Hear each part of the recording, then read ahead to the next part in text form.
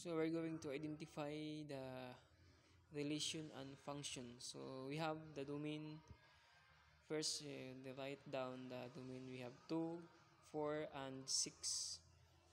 Next, we have to find the range.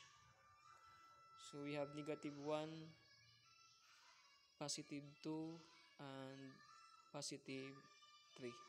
So this is actually, is it relation or function? So is it it is a function.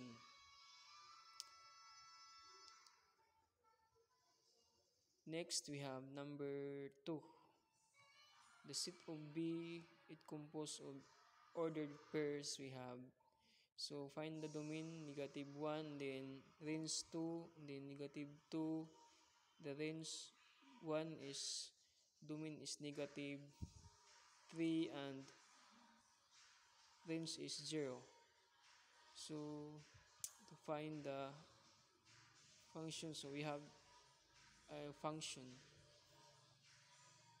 because there's no common in the x-axis and the y-axis.